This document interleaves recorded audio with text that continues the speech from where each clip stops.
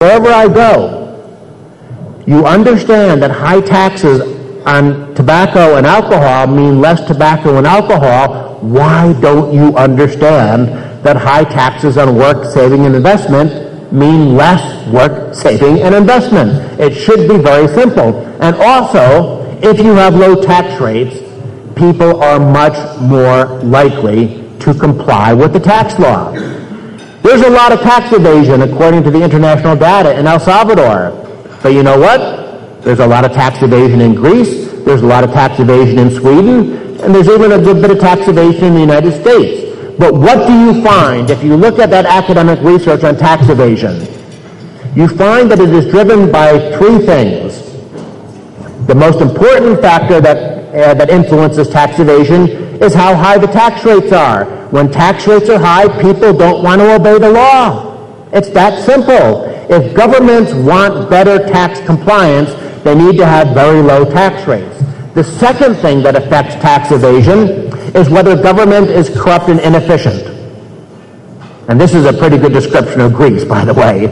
So if you're a Greek taxpayer and you see the government wasting money, if you see a government that's very inefficient, you're thinking, I don't want to pay taxes to those corrupt, idiotic politicians. Whereas if you have a government that's very efficient, like say Singapore or Switzerland, then tax evasion tends to be very low. Of course, they also have low tax rates, so that helps as well. And then the third thing that influences tax evasion is just how effective and efficient your tax enforcement agency is. Unfortunately, our IRS is pretty efficient in the U.S. It's probably not that efficient in El Salvador, but trust me, you don't want the American IRS in your life. Let's go to the next chart. In addition to a low tax rate, you want to make sure that you only tax income one time. And let me give you a little background on this before I show you a chart. Every economic theory in the world, even socialism, even Marxism, every economic theory in the world agrees that you can't have economic growth, you can't have more prosperity and higher living standards unless people are saving and investing. Now the socialists and the Marxists, they somehow think the government can save and invest, but that's sort of like putting the bad chef in charge of baking a cake. It doesn't work very well, but at least they understand that you don't have future prosperity unless people are willing to set aside some of today's income to finance tomorrow's growth. But here's the problem, and we'll look at the next chart. You won't be able to read these boxes, they're too far away, but it shows the mistakes that we make in the United States. Now, I'm not going to be an expert on the Salvadoran tax system, so I won't know exactly how this applies here, but it's very common for other governments to make these mistakes. If you look at the very top chart, the very top box, that's someone making money. And then the first blue chart is the tax they pay, and the second green chart is their after-tax income. So pretty simple. We make money, the government taxes some of it, and we have what is called after-tax income. We only have two choices of what to do with our after-tax income. We can consume it today, or we can consume it in the future. Now, when you consume income in the future, what is that called? It's called saving and investment.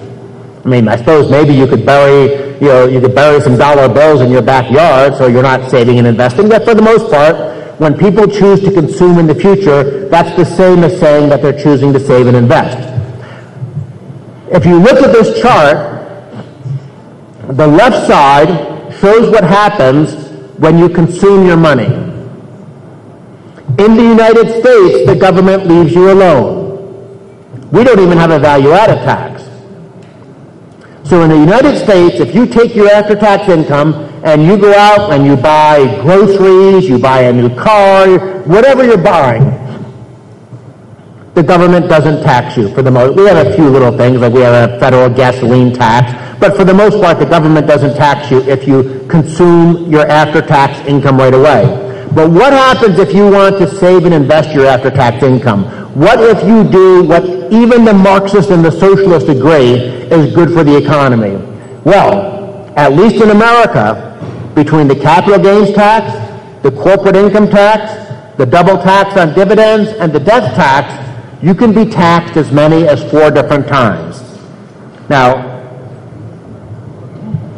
I don't pretend to be a rocket scientist or anything like that, but if I sort of go in one direction, and if I go in that direction, the government hits me over the head with a club over and over again, and if I go in the other direction, the government leaves me alone, what am I more likely to do? I'm more likely to do what doesn't get me hit over the head. But what does our tax system in America do because of all these additional layers of taxation on saving and investing? Our tax system punishes savings and investment. That's the wrong thing to do. It's very bad for growth. Let's go to the next chart. Or the next slide, please. Next slide. You also want to have a tax system that's neutral. And that's simply a public finance way of saying you don't want any loopholes. We have some really crazy loopholes in our tax system. The actual, if you were to take the American tax code, and please, actually, yes, take it. We don't want it anymore. If you were to take that American tax code, it is more than 70,000 pages long. Why is it 70,000 pages long? A lot of the reason it's 70,000 pages long is because we have all these loopholes, deductions, shelters, preferences, and exemptions. Every special interest group goes to Washington, gives money to the politicians, and the politicians reward them with these little favors in the tax system. That is very inefficient economically. I mean, I'm all in favor of people paying less tax, but the right way for people to pay less tax is to have lower tax rates, not to have special tax breaks. Because when you have special tax breaks, you are in effect bribing people through the tax system to do things that don't make economic sense. And that's going to mean your economy is less efficient. I mentioned that the U.S. tax code is more than 78,000 pages long. The entire tax code of Hong Kong is 157 pages. And that's after 60 years of having a flat tax. A couple of years ago, I was giving a speech in Slovakia. Slovakia has a flat tax. I was telling a professor at the Economics University of Bratislava about our tax system being more than 70,000 pages.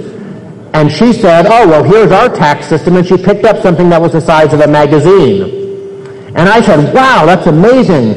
You can fit your entire income tax into a magazine? And she said, no, this is our entire tax system. The income taxes, and then she opened it up and got a certain amount of pages, and she said, that's our income tax. If you have a flat tax that is simple and fair and transparent and neutral, you can have an incredibly simple tax system. And you get that way by getting rid of all the loopholes, as well as getting rid of the double taxation and the discriminatory tax rates. Now, let me go ahead and say something about the Laffer curve. Because oftentimes, even when I'm speaking in America, but especially when I'm speaking in other countries around the world, and I say that you should have low tax rates, you should have a flat tax, what happens? Politicians say, oh, well, gee, we'd like to do that, but we would lose too much revenue. And of course, politicians are like heroin addicts, and tax revenue is the heroin. They don't want to give up the heroin. And I understand that. That's their job. Politicians get elected by buying votes with other people's money. So the question is, if you're trying to convince a politician to put in place good tax systems, but the politician is thinking, I need to have enough money so I can get reelected, so I can buy votes, how do you convince a politician to do the right thing? That's where the Laffer curve comes into effect. Because what the Laffer curve is based on, and let's actually go to the next slide because I'll show you the picture. The horizontal, the vertical axis, I got 2 glasses of water, I feel very special. The vertical axis is tax revenue. Politicians, of course, want more tax revenue. The horizontal axis is the tax rate. And let's think about this logically for a second. If there's a 0% tax rate, how much money does the government collect? Nothing. If there's a 100% tax rate, how much money does the government collect? Nothing. I mean, maybe actually, maybe some of you out there are so noble of spirit that you would continue working even if the government stole all your money. But for the most part, I think we can agree that at a 100% tax rate, the government collects no money or very, very, very, very little money. So obviously, somewhere between a 0% tax rate and a 100% tax rate, government collects more money. And there's even a revenue maximizing point. Now, let me say something very important. I do not want to maximize government revenue. I want to maximize economic growth. But what we find so many places in the world is that tax rates are so high that you're actually on the downward sloping, the right side of the Laffer curve. Now, if you're on the downward sloping or right side of the Laffer curve, what does it mean?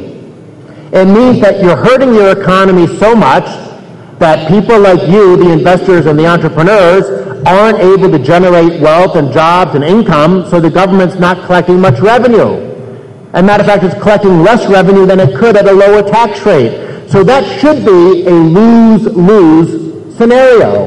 You lose because the tax rates are so high you can't produce, and the government, the politicians, lose because the tax rates are so high they're not collecting more revenue.